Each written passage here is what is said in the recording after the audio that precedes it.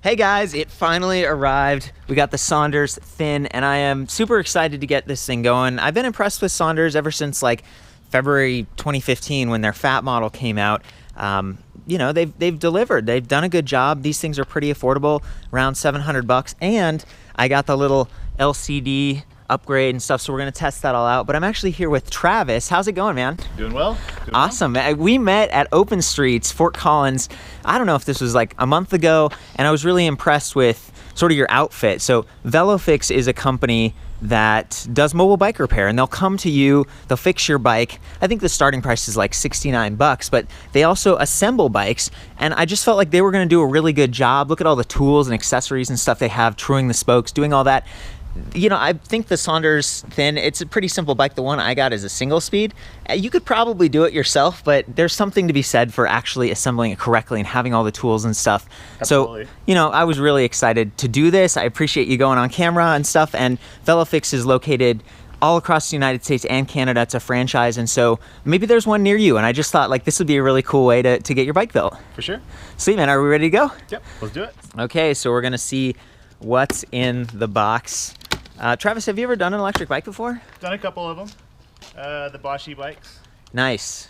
You said maybe like a Scott or something. We were talking about them earlier. I did the Scott e-bike and an Orbea e-bike. Nice, man. So this is not new territory for you. It's our first glance. Oh, cool. All right. When people call you to do installations, are they're just getting bikes online like this? We've had a few people that buy bikes online. We have a couple companies that we, when you buy direct, we can build them. Oh, nice. You were saying something about the city even earlier. Maybe helping them assemble some bike share bikes or something? Yeah, we do repairs for the city fleet. Oh, cool. Yeah, for some of the e-bikes. Looks like we got everything. Is there one more box down there? No, just this little telescope thing. Yeah, that's awesome.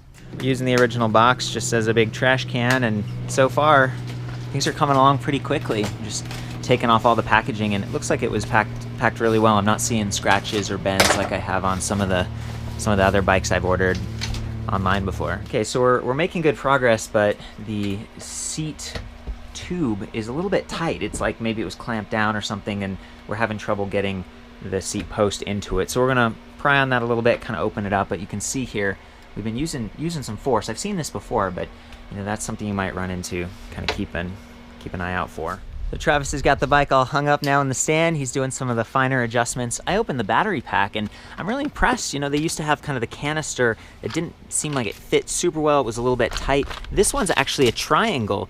I think it's gonna fit really nicely in that sort of box plastic area. This is a 36 volt, 8.7 amp hour with Samsung cells. Looking nice. Got some keys for it over there, and it looks like the battery might already be pretty well charged, maybe even fully charged. I'm gonna go ahead and plug it in anyways, just in case, because I want to be able to do a ride test and have it work at full power. I was weighing the battery just a minute ago, and I was really impressed. I mean, it was like 4.9, about 5 pounds. And again, 8.7 amp hours, 36 volts. It's a little bit below average. A lot of times I'm seeing electric bikes with like 36 volt, 10 amp hours.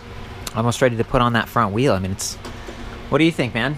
It's looking great, building up nice. Haven't really run into too many issues yet, so. Okay, yeah, and I mean, I don't see scratches or anything. The packing, I'm really impressed with that. By the way, here's some of the other things you're gonna see that just come with it. There's a box here with reflectors, and it sort of had a multi-tool, which in this case we don't need. A bunch of little hex wrench. I'll save those, might come in handy down the road. And then, you know, we have the other box with the battery pack, the charger and stuff. Oh yeah, sweet. So that's the grease stuff, right? Yep. So you gotta grease the pedals before they go on. That way they can come back off later if you need them to. Okay. That's excellent. Are there any other parts of the bike that you add some grease to while you're building them up? You want to put some on the seat post. Okay. So that way it can definitely move. In this case, it definitely helped it go in since it was a little tight. Got it. And then do a couple bolts here and there. Also, while we were putting the seat post in, I noticed that was 27.2 millimeters. That's a really standard seat post diameter, and what it means is you have lots of options for adding maybe a suspension seat post. I mention this a lot in my videos where it's sort of a city bike where there's not a lot of suspension and the comfort might be limited. The saddle on this, what would you call this, like a hybrid or what, you know? Yeah, probably a hybrid saddle, something nice and cushy. Yeah, it's got some cushioning going on. There's the hole. It's supposed to maybe be easier on like a prostate if you're a guy, or just give you less of that tingling feeling. So that's nice, but it doesn't take all the bumps out. As long as you're around the neighborhoods and stuff and the streets really smooth, it's not a huge deal, but as soon as you start to get up on sidewalks with cracks and stuff, it can start to feel a little bit more bumpy. You know, they're definitely hybrid tires. They've got a little bit of grip, 700 by 38C, so that's an 1 5/8, maybe like 1.5 inches diameter, kind of medium. So it's going to take a little bit of that edge off. Okay, we're getting that front wheel on. Is one of the tips here to maybe not over tighten that, Travis? Yeah, it doesn't need to be over tightened. It just needs to be. You need to make sure it's tight enough that it's not going to slip back and forth in the dropouts. Right. It's great that it does have those little like torque arms or whatever poking into the holes. And then I heard a little bit of scraping on the disc brake. Is that sort of an adjustment on the? Yeah, the disc brakes are going to have to be adjusted quite a bit. That's pretty standard. Sweet, man. So we're tuning up those brakes. The whole Velo Fix idea is that sometimes you're tuning up someone's existing bike, not necessarily building it. What's the spread on how many you build versus how much tune-up work you do? Right now it's been about half and half. We've had a lot of people getting new bikes for the summer. Yeah. So we've been building a lot of new stuff. But we've had quite a few people that bring us out to just kind of service their fleet and get them ready as well for the season. Okay, so a lot of it is fleet work. Like, are there companies around Fort Collins or Denver that? Not just that, but just people that have mountain bikes, road bikes, their family's bikes, everything like that. They want them all working. It's just easier for us to come service all their bikes rather than having to take 5 bikes to the bike shop. No, that's cool. Yeah, that makes sense. You got a big family with a bunch of bikes. What are the common things that are kind of? Is it just the chain and the sprockets, or? Overall, old tires, tubes. They've been sitting for a while in the garage. They need some service on them to get them rolling again, get them cleaned up. Sweet, man. Well, I love that you actually sell the accessories and stuff. You got the lights, you got tubes, tires, grip tape. Absolutely. I think this is the pass-through where you can maybe charge the battery while it's on the bike. Oh, that'd be cool. Rather than having to pull it out. Yeah, you were saying, you know, we met at the Open Streets event, and you were looking at the Stromer ST1, I think it was. This right. Pedal assist only, high-speed electric bike, really fancy. Absolutely. And then this one, you noticed it had the throttle. Have you ever ridden a throttle electric bike before? I don't think I have. No. Do you want to make today the first time? Absolutely. Sweet, man. Do you usually test ride the customers' bikes and make sure it's... Every time. Yeah, good. Feels like everything's working out. Yeah. What's the funkiest bike you've ridden? Funkiest bike I've ridden? Maybe like a little e-folding bike. Nice. So, gosh, another electric bike. It's awesome to hear that. It sounds like, you know, more and more they're getting out there and people are turning to you guys for some help. A little bit of a nick there. Travis did a pretty good job with these clips. You can see the wires actually stay out of the way pretty nicely. They look good, and it can turn all the way like that. I was looking at all the different materials they use, and it was like aluminum fork, aluminum frame, aluminum seat post, aluminum stays. I think the only steel thing, aluminum pedals. I love these ones too, like good traction. They're wide. They remind me of like the Weldos, but these look like some Chinese brand or something. Steel spindle. Any other like interesting things you've noticed as you're building it? Not a whole lot. It has a kind of deeper wheel. Probably a little better streak there for... Deep dish? Yeah. It's aerodynamic, man. So aero. Sweet. And silvery, again, like just so visible with this nice and clean. Plastic. Oh, and then this is what I was talking about with the battery. You can see that there's rubber bumpers in here to really hold it and reduce rattling and stuff. I love that. So it almost seems like it's time for a test ride, but this doesn't seem like it's going backwards real freely. Chain's a little tight. I'll probably ride it around the street for just a second and see if it loosens up at all. If not, I'll loosen it just a tad bit myself. Okay, cool. Also notice the wheel's a little out. A little out of true? Yeah, so I think I'll probably true that up. Make sure it's all good to go. Make sure the spoke tension's high enough. Cool. What are these called, these little tools? So these are little spoke wrenches, and they're going to be one for every size. So you got to make sure that they're the right size, otherwise they'll strip. How important is it to have the spokes aligned? Like if someone gets this and they don't do this step, Just riding spokes that are, or wheels that are out of true, or spokes that don't have enough tension on them. It'll really wear out the rim and can cause a lot of spoke failures and braking later on. So you kind of want to get it right the first time. Yeah. Okay, so we're doing the same thing up front, right? Doing the same thing up the front. It looked like there was a little bit of... Well, there's even hop, like you can see. A pretty good hop in the rim. This is one that I would probably throw in the truing stand and get it, retension the wheel to get it right. Otherwise, we might end up having some spoke failures a little bit down the road.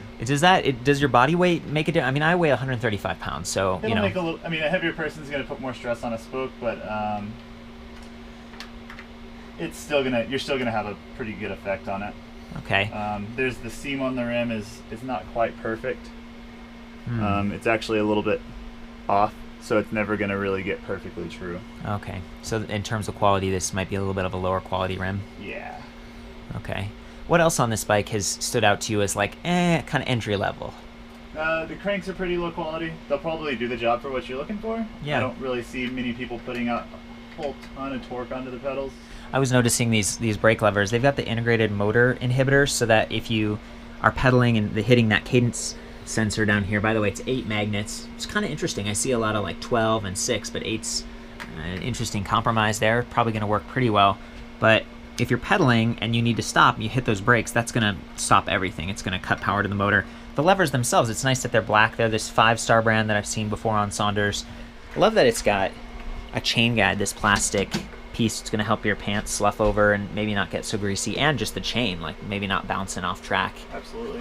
Which is cool. It's hard to deny the build quality of this box and what they've done there, and just the aesthetic of this for the price is great. And I love that they've got bosses here on the back, so you've got some threaded eyelets down by the dropout and up here on the seat stays, so you could add a rack or something. That makes this, it adds some utility. And I think, what are we looking at? Just mechanical disc brakes here. Love that it actually has a kickstand too. Because it's an integrated mount for the kickstand as well. Oh really? Oh, that's that thing right there, the little metal piece. I wanted to check the disc brake rotors. Did they both look like? This one's 160. Yeah, I think they're both 160 Tektro rotors. Yeah. What do you standard. What do you think about Tektro, like as a brand? Yeah, 160. They're okay. They're basic kind of entry-level mechanical brake, but they definitely do the job. They generally work pretty well. Don't need a whole lot of maintenance. Okay. Well, I like that the grips are locking that they went with, so that you aren't gonna twist them off while you're riding. That's a nice one, actually. Okay. Cool. So it's decent. Some good stuff here. They've got to make trade-offs when you're making a bike this cheap. Yeah, absolutely. With all the electric stuff. But a lot of those things are things you could replace and fix yourself too. Do you guys sell slime? Is that a kind of something you recommend? Yeah, we can do that. I think it'd be a good option for something like this, so you don't get stranded. Because this might not be a bike you carry a flat kit on all the time cruising around town. Slime will definitely keep you from breaking down with a flat or coming outside after work and finding your bike with no air in the tires. Okay. Well, in that case, it's like a lot of times maybe your tire's a little bit lower, but you could just kind of pump it up, and the slime's going to keep it flush. What are the other upgrades that you guys sell? If you're getting this bike, you're me. I'm brand new bike. I'm stoked about it. Maybe it's my first electric bike. What other accessories you'd be adding? We could get you a lock. You want a nice one for an e-bike? U-locks up here. Abus, I've heard of them. Yeah, they have nice solid locks. You could do a seat bag, put a flat kit in there so you don't have to worry about that. Lights would be a good one if you're going to be riding at night. Got the nogs over early here. in the morning, things like that. Definitely want to be seen by cars. Okay. One of the cool little things, we haven't done it yet, on the other Sondors bikes there was actually room in this box to add a little light, or maybe some, like your little wallet or something like that. It's kind of cool. Final steps here of the base build, airing up the tires and stuff. Your compressor is super quiet, man. Is this run off the battery, or it's running off? It's running off a battery in the front, and it has a generator on board, so when I drive it recharges everything. So it's a nice looking truck, and it's parked in front of your house, so I guess it's kind of nice. It's quiet. It looks good. All that stuff, so no one's getting in trouble. Right. Sweet.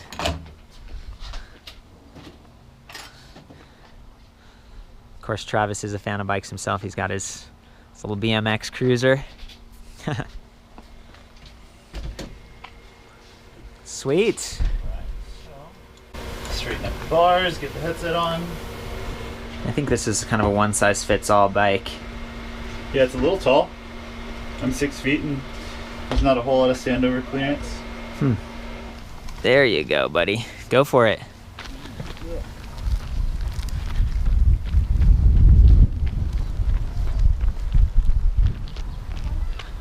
Sweet. There's no gears to shift or anything. How's it feeling? Feels great.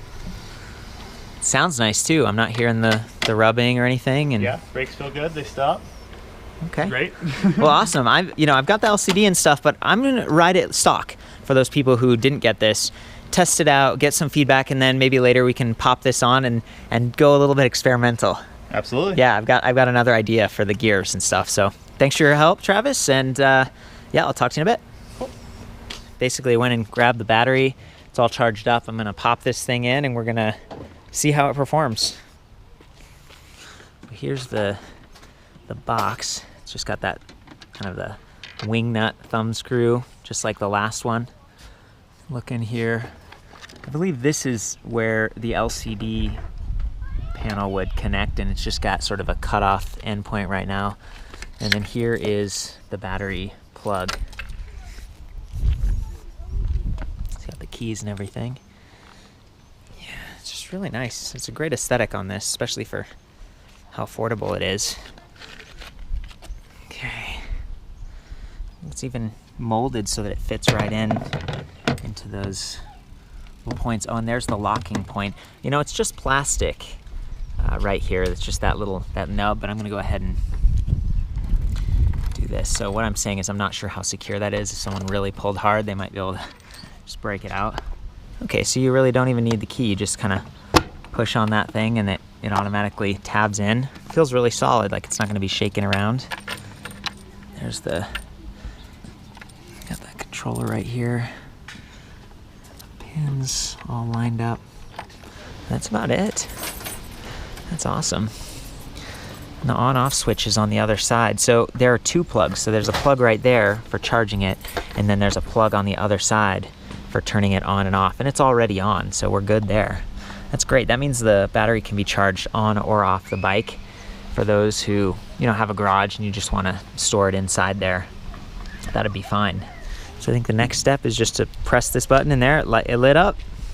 Red, yellow, green. So we just got 3 little indicators for charge level. And we're ready to go. So it's all the way charged already? Yeah, it came mostly charged. Okay. That's ideal. Sweet. Do you want to? Yeah, I know you're in a hurry, but you want to hop on and do the throttle for a second? Yeah, let's do it. Sweet, dude. So Travis has ridden like the fancy pedal assist ones, but this is your first like throttle mode. Yeah, absolutely. Juice it! Nice.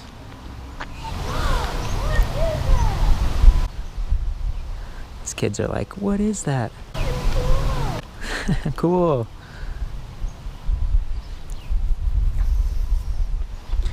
Nice, man. We can't tell quite how fast you're going. There's no, computer, but what do you think? I think it feels great. Has a lot of power. Sweet. And what do you weigh? I weigh 180, right around 180. Sweet. We got the muscles for No lifting problem. those bikes. No problem. Well, thank you. I know you've got another appointment to go to right now. We'll connect later, but it's been a pleasure, Travis. Appreciate Absolutely. it. It's my turn now. I'm stoked about this thing. The trigger throttle is great, and I love that it doesn't compromise the grips, versus like a half twist on some of the other bikes. You can use it, but you don't have to. This also has those 8 magnet cadence sensor action going on. So it's the kind of pedal assist where you don't have to push especially hard, but you do have to be pedaling. You have to be rotating those cranks. We were talking about that a second ago, and Travis was like, oh, I didn't even know that, because he was, having fun with the throttle. But yeah, it's great. Let's do the pedal assist. Without any gears, like I definitely feel I'm like pushing because I'm at standstill. But then the motor kicks in. Pretty responsive. Pretty quiet at low speed.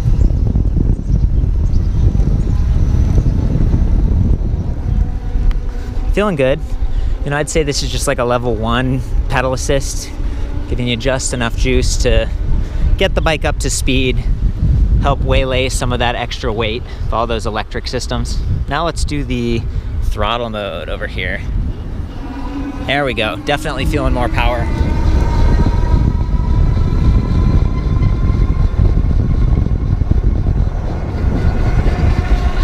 A little bit of bounce in that front wheel.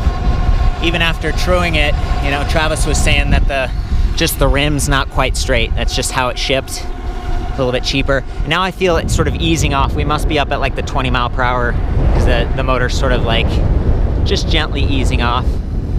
Again, this is a 350 watt internally geared hub motor in the rear, 36 volt, 8.7 amp hour battery pack. It's working pretty well.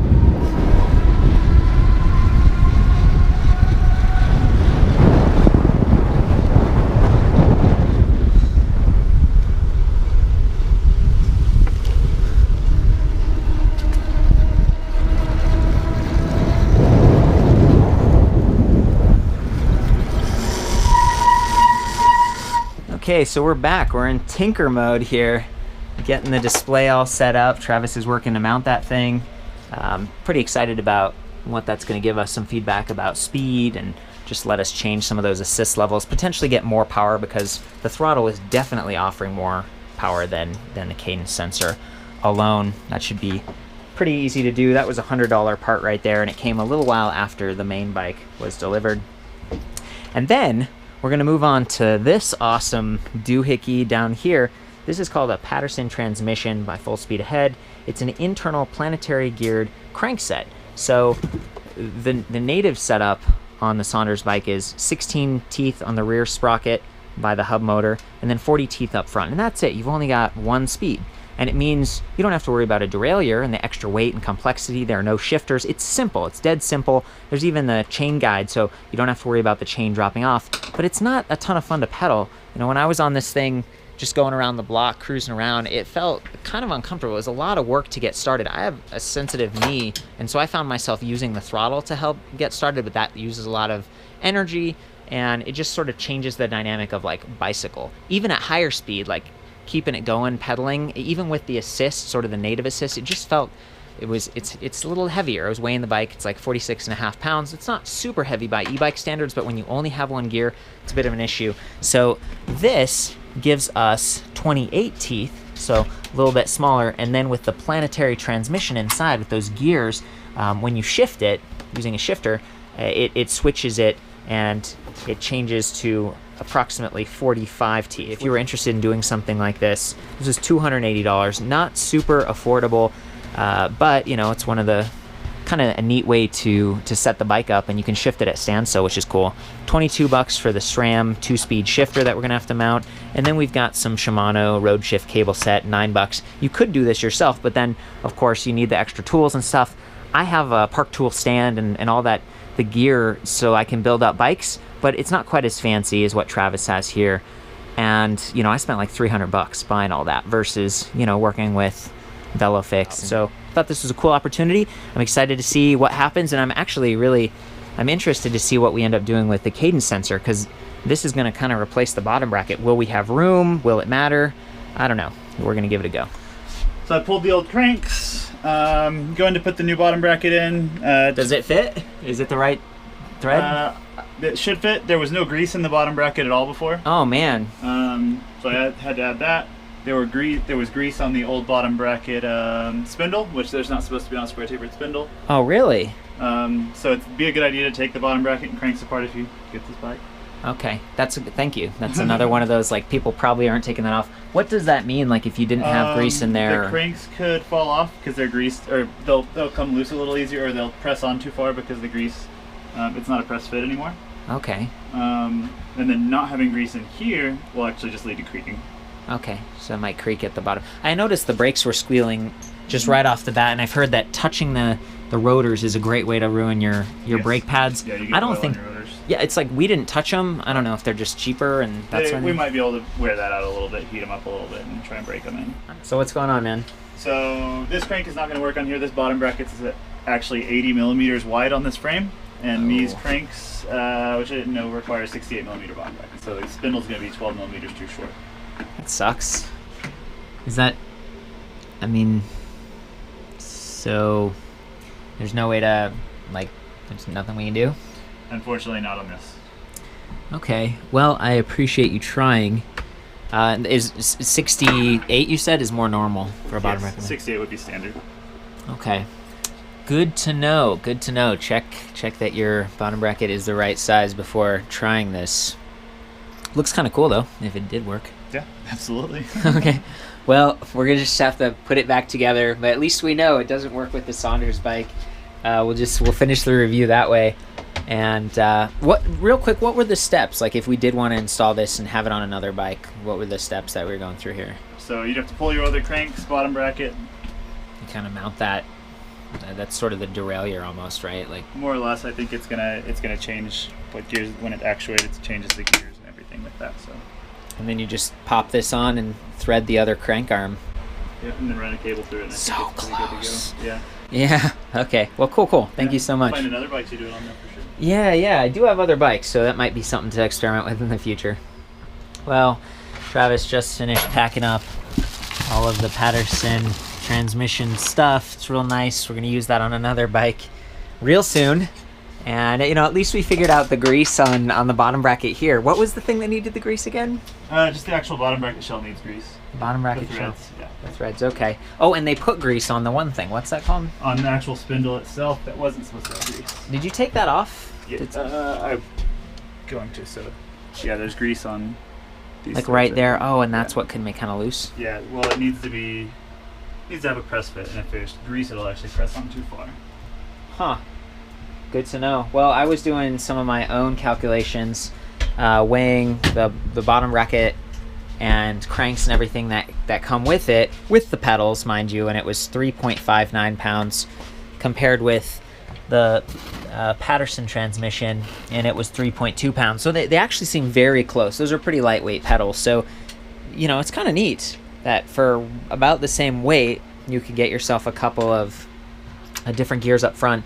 And again, it was saying it goes from 28 to 45 teeth, so I guess the 28 tooth would be the easy one, right? Mm-hmm. And then 45 would be like your high speed. Yeah. I think a little bigger than what you had on here. A little bigger. Okay, because it was comfortable to pedal at higher speeds, like up when you get to 20. It's just that low gear that I was really missing. So, cool. Well, the adventure continues. And at least we're going to get to test the cadence sensor now, because it'll be on there. Okay, so people in the comments are probably going to be like, you're so stupid, you should have measured your bottom bracket before you tried to install this stuff. To them, I say, nay, just do it. Just go for it. I apologize for wasting your time today on the extra stuff, Travis, but are you having fun? Was this interesting at least? Oh, yeah. It's fun. It's fun to mess with. How would we have measured it? So for those people who are maybe gonna want to do this with their bike, would you just right across here, the metal, that's the bottom bracket? Just the white part right here, the bottom bracket shell is what you would measure. You want it to be 68 millimeters wide on that. For that one, or get a different size from Patterson, but I think that 68 is that's their default. That's the most common. 68. There's 68 and 73 are the two most common on mountain and road. Okay, and this is wider than that. 80, which is a really strange 80. Nice. Well done, Sondors. Touche. Okay, well that didn't take too much. It looks like this is kind of fun to see you doing all this. So you put the bottom bracket spindle, and then cadence sensor, and then that listens for those 8 magnets to pass, and that's what tells it to activate the motor when you're not using the throttle. Sweet. And then we just, there's that grease. Yeah, nicely done. And then we'll get these funky pedals back on there. That's what I'm saying, the brand, I can't really tell. It just looks like some funny squiggly lines going on.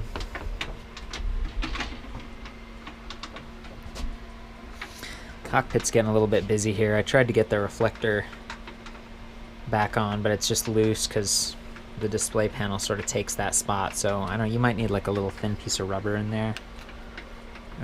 Some tape, maybe electrical tape or something. Maybe some rubber little pieces. And the display on this is not removable, and it really doesn't swivel either. It's cut one. I mean, it does once, but if you're riding, it's sort of fixed. Keep that in mind. There's the button pad. And we've set the brakes up to be sort of even, so he's done a really good job of this, like ergonomically. The grips are kind of angled. You want your hand to be straight when you're sitting and kind of reaching out, like for the brakes, and then have your palm kind of resting on that little platform with the ergo grips. You can see there's some space here for the right brake lever, so he has mirrored that on the left so that my hands feel natural. It's not like one side is really far over. So good job. Well done. You're like, I'm an expert. That's what I do. Okay, here's a little Sondors hack for you guys. Like, slid the display over and created enough room. And now, look at that, the reflector. It fits. It looks great. It's beautiful. There we go.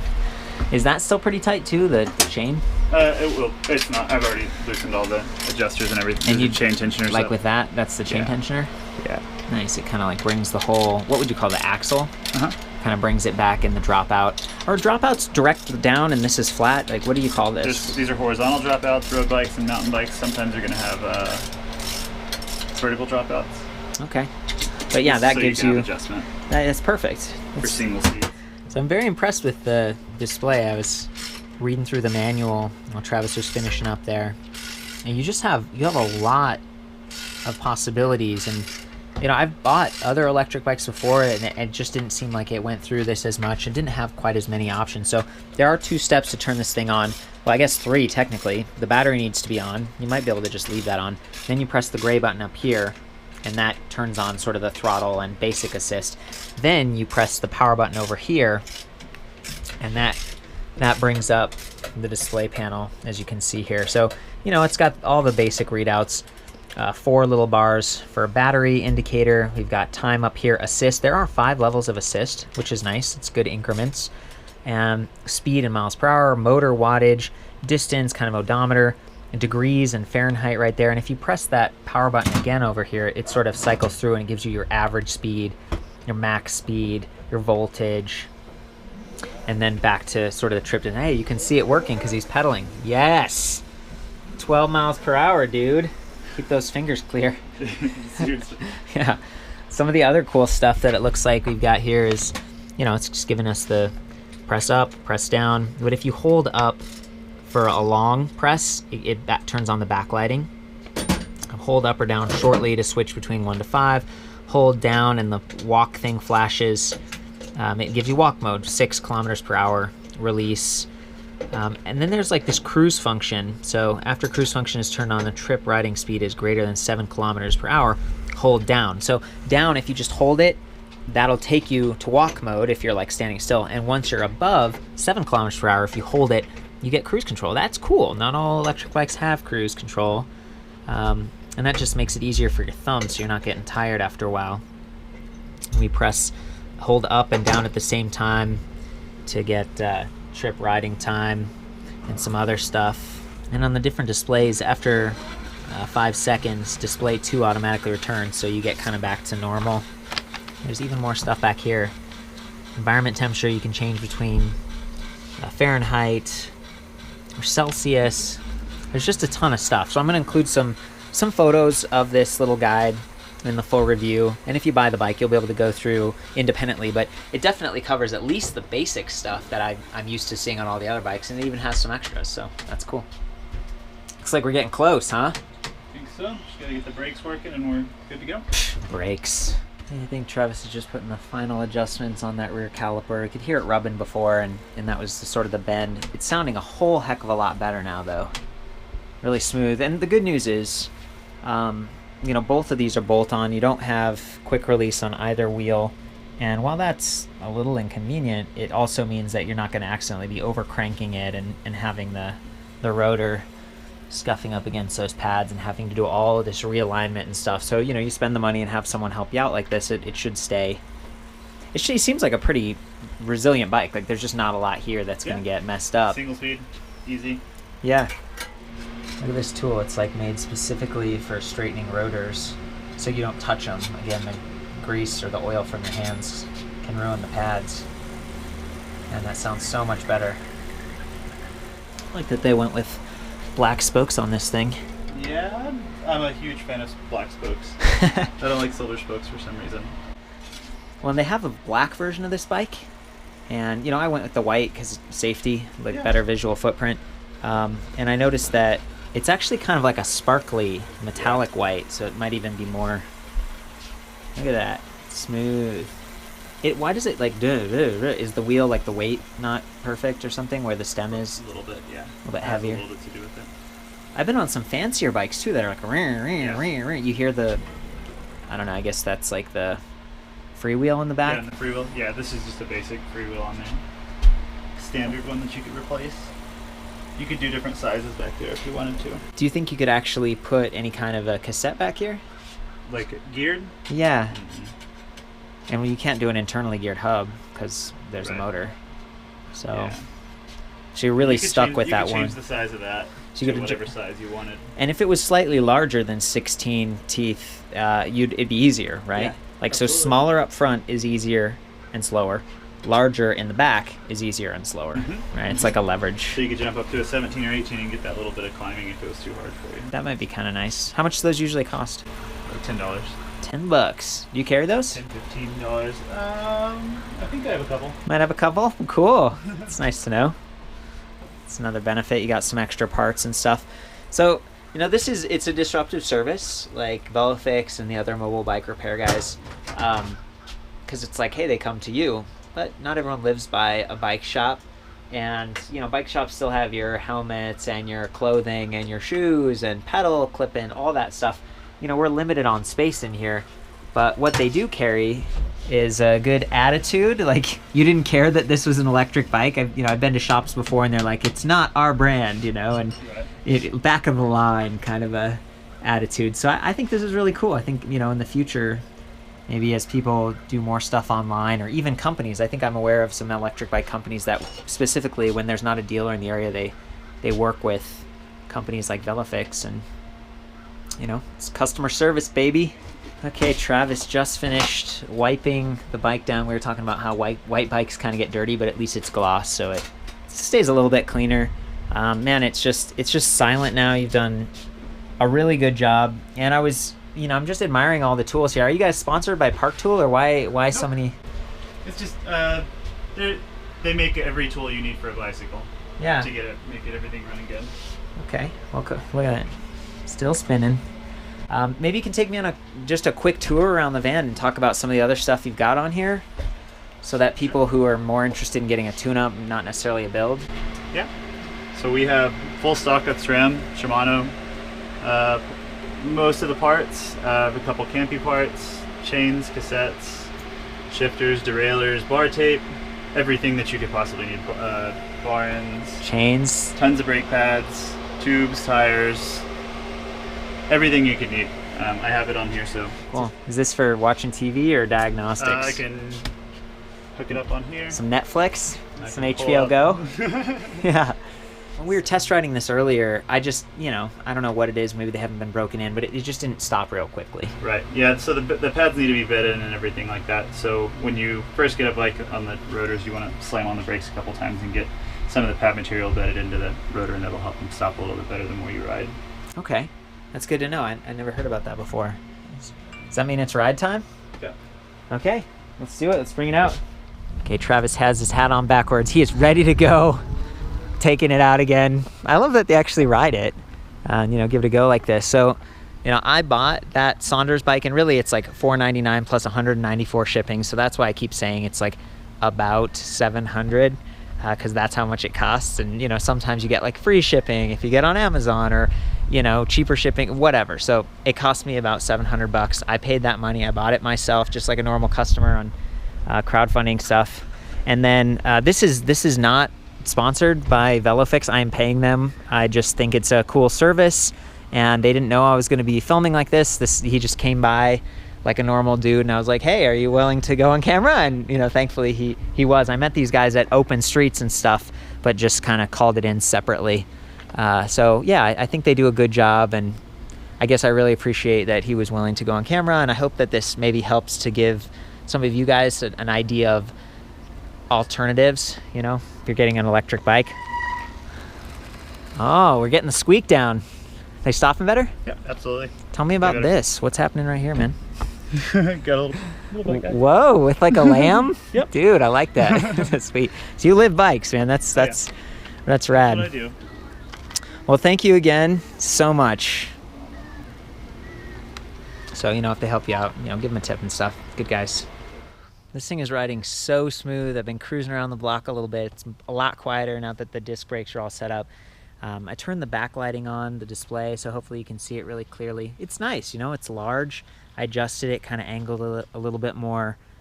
Buttons are reachable. It's feeling good. This is like what I'm used to when I go to a shop and they have bikes on the floor. So I was experimenting with different modes. I'm in assist level 0 right now, and I noticed that the throttle, it doesn't work. So you have to be in one of the 5 levels of assist. And really, I think that without the display, you're kind of in level 1. That's like the default, and again, then the throttle will work. But if we take it up to level 5, that's going to be the most pronounced. And I wanted to do that and just pedal and let you listen for how quickly it responds. This is giving me full power just like the throttle would be. So of course, I'm not going to get the same kind of range. But I'm going to get more range with assist than I will throttle only. So let's do it. Get ready. There's the slow start.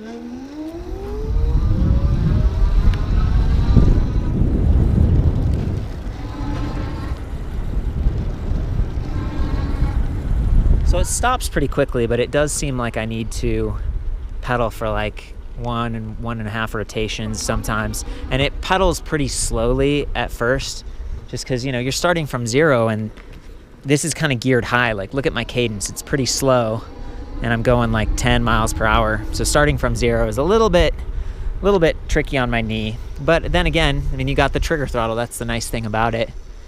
I'm going to go ahead and do that now. Just juice it. I'm going to take it all the way to full speed. So we're at 12, 14, 15, 17, 18, and 19.5, and that's sort of where it just sort of stutters out a little bit. Keeps me at about 19 and a half, and now I'm just coasting. It was a little bit of a downhill section, and the motor kind of shuts out. So it's definitely abiding by the 20 mile per hour top speed, making this a class 2 electric bike, because it does have that trigger throttle. It might work without the trigger throttle, and then you'd be class 1. Just depending on the laws and regulations. Here in Colorado, you can ride anywhere on the bike lanes like this, and it's fine. They're friendly with electric bikes. There we go. I'm gonna go ahead and just turn this off here. Holding the power button, the display is off. It works. I'm pedaling. Not a problem once you're up to speed.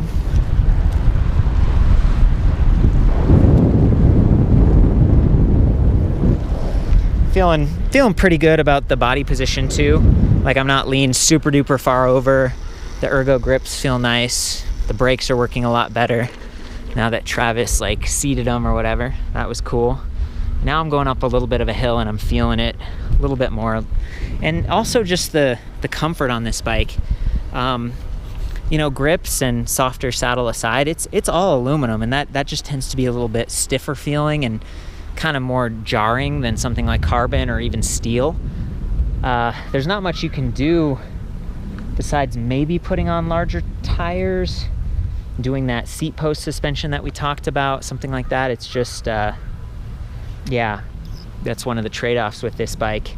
And I was a little bit surprised at the weight. I had recorded that it was going to be like 38 pounds. I don't know if I got that on the Sondors website or whatever, but then to have it like 46 and a half for a single speed bike with an 8.7 amp hour 36 volt battery, that's not as light as I was hoping, to be honest. It's a lot lighter than their fat bikes, but it still weighs something, so keep that in mind. The other thing about the frame style is that it only comes in high step. So I'm like 5'9", and this is just clearing, so I can stand over this and feel pretty comfortable. But if you're someone who has shorter legs, that might be an issue. If you have a shorter arm length and torso, you can get a shorter stem and bring some riser bars, and that might even add some comfort, like some swept back bars, and take out some of that jitter I was talking about. But you're not going to be able to hang this off the back of your car very easily if you have one of those racks that goes right there on the top tube. You're probably going to have kind of a platform rack, and a lot of times those are more expensive, and they require a hitch and stuff. Just things to kind of think about. Okay, I'm going to do a little power test here. I'm in the grass. I'm going to start from 0 using the throttle, and then there are these hills here. I'm in a park, and just wanted to give you some idea of the climbing ability on this. in case you're someone who weighs a little bit more or has hills on your commute. Again, I only weigh 135 pounds, so yeah, I'm kind of a lightweight that way, and it's not always obvious. So it's definitely handling grass like no problem.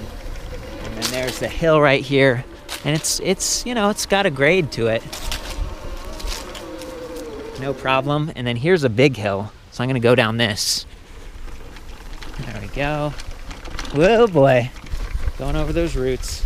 Now we're gonna climb that. That's a hill right there. Definitely gonna go into it with a little bit of speed. Okay. And we made it a decent ways up, but then it really started to struggle, even with a little bit of momentum going in. That's gonna help, but the bike, it has limits. It's only a 350 watt motor. So here, I'll just take it from an angle here.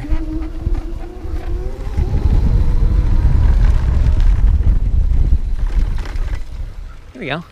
Not too bad. It's kind of cool that it can handle the dirt here.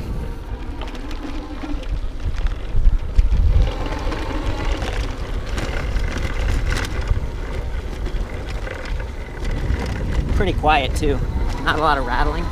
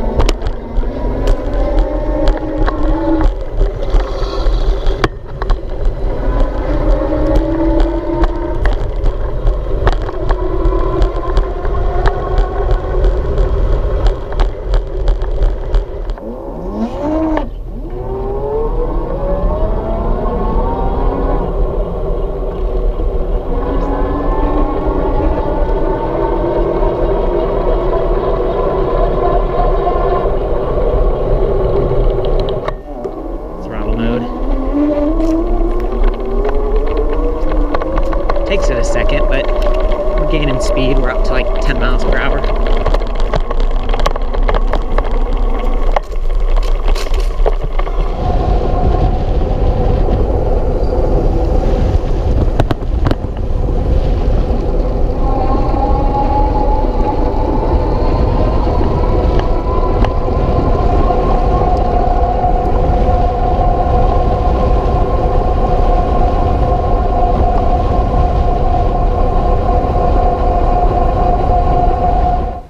Overall, I've enjoyed the bike. I'm impressed with what they've done. I mean, it's like a year and a half since the first Sondors on Indiegogo, and it was really controversial. Can they even deliver? You know, the specs were a little bit misleading on that one, and that's part of the sensitivity I'm having here around like, oh, is the weight really what they said? But the majority of this bike really delivers, and maybe even over delivers, just in terms of fit and finish for what you're paying. And yes, you can say, oh, $499, like what an awesome deal, but I mean, you have to have it shipped, so it's $700 bike. That's still cheap. That's still cheap, but let's call it what it is, right? So that's it. That's the Sondors Thin. I hope this helped you. They had other versions of this with like the belt drive. I did not get that version because I wanted to try to do that bottom bracket internally geared kind of shifting mechanism, and which didn't work out, and I'm sorry about that. Another thing to be sensitive of is you can see right there where the cable's coming out of the axle. If this bike tips over, that could get bent and maybe busted up a little bit. It's nice that they have a quick disconnect, but you know, this is it's kind of a generic 350 watt 8-fun geared motor, so you might be able to replace it, but then you're gonna have to re-spoke the wheel and all that stuff. You just don't want that to break. Be careful with that cable, and the rest of the bike should do well. Love that the wires are all run through. If I'd gotten the black version, it'd probably look even nicer than this, just because everything would be black. But you know, I'm a safety nut, so for the full write-up on this and some other electric bikes, I'll see you back at ElectricBikeReview.com. Of course, chime in if you've got this bike. If you have any comments or feedback, I'd love to hear it, help other people, and of course, ride safe.